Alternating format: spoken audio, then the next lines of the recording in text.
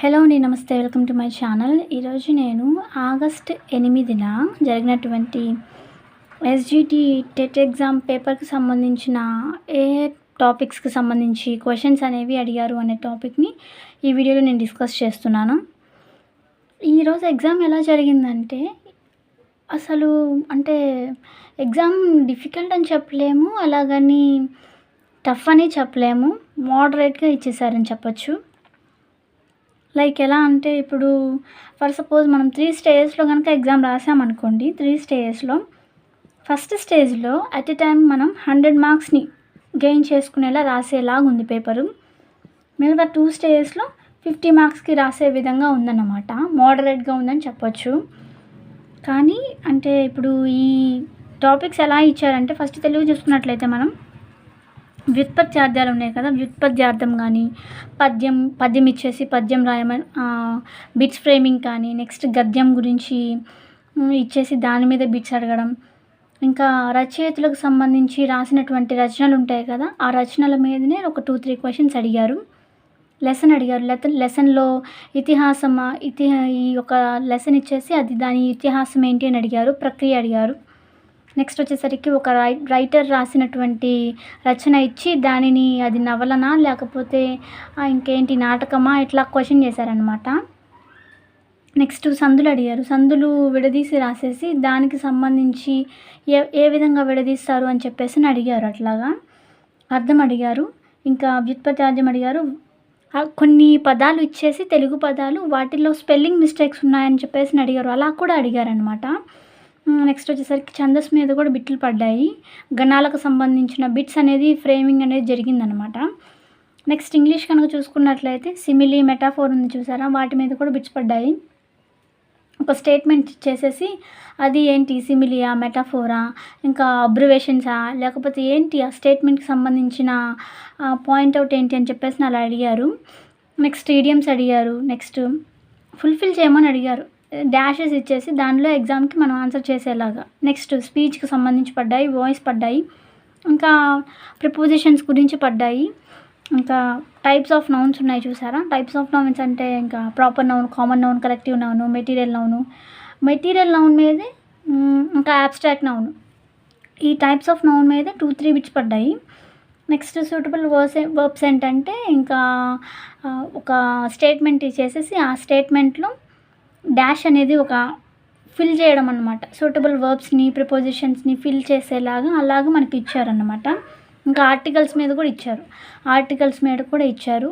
ఇంకా normal basic English మీదనే ఇచ్చారు, పెద్దగా ట్విస్ట్ ఏం చేయలేదు. నెక్స్ట్ క్లాజెస్, ఫ్రేజెస్ వీటి మీద ఎక్కువ బిట్స్ పడ్డాయి. యాంటోనిమ్ ఒకటి, సినోనిమ్ ఒకటి ఇట్లా రిపీట్ చేసి అడిగారనమాట. మోడరేట్గానే ఇచ్చారు. చదవగానే ఆన్సర్ చేసేలాగే ఉంది, కొంచెం మనం థింక్ చేస్తే ఆన్సర్ చేసేలాగే ఇచ్చారు. నెక్స్ట్ వచ్చేసరికి ఇంకా మ్యాథ్స్ వచ్చేసరికి కొంచెం ఈ పేపర్స్ ఏంటంటే టెట్ పేపర్లో కొంచెం ట్విస్ట్ చేసిన సబ్జెక్ట్ అంటూ ఉంది అంటే అది మ్యాథ్సేనండి.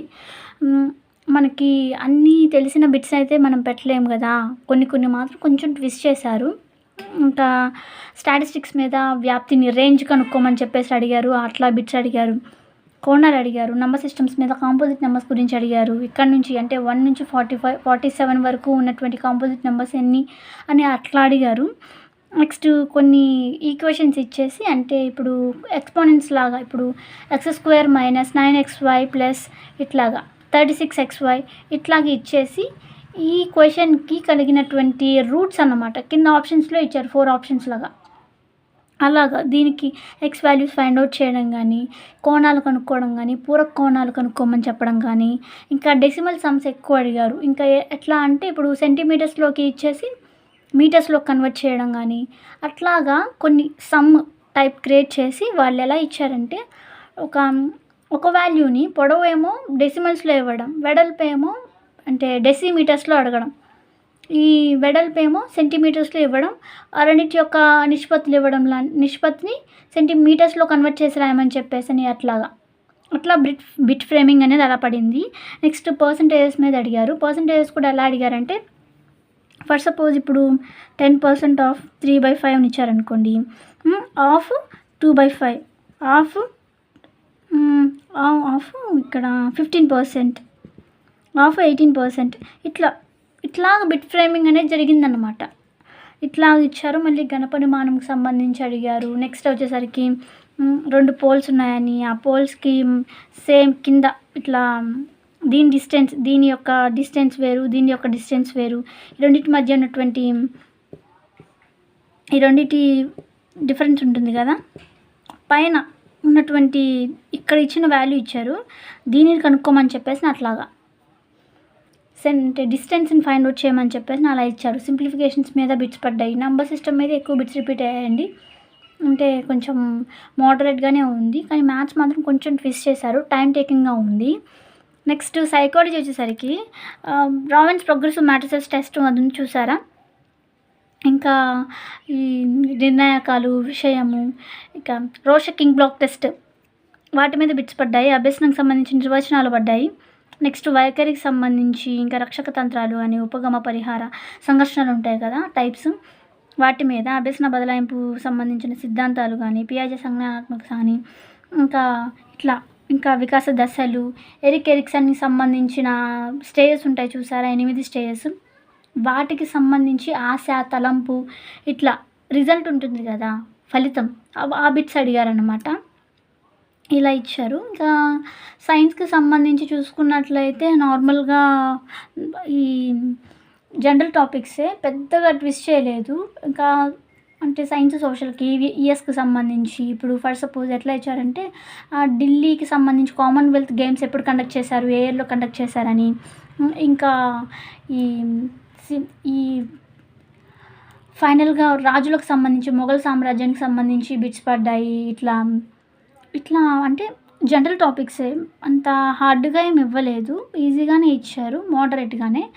చూసి మనం అంటే ఆప్షన్స్ ఎలా ఇస్తున్నారంటే ఎగ్జామ్కి కూడాను 1, 2, 3, 4 అని ఇచ్చేస్తున్నారు. మనం అంత టైం టేకింగ్ తీసుకునేటట్లుగా అయితే ఎగ్జామ్ అయితే మనం ఎక్కువ టైం అయితే తీసుకోము వన్ కంపేర్ టు డిఎస్సి.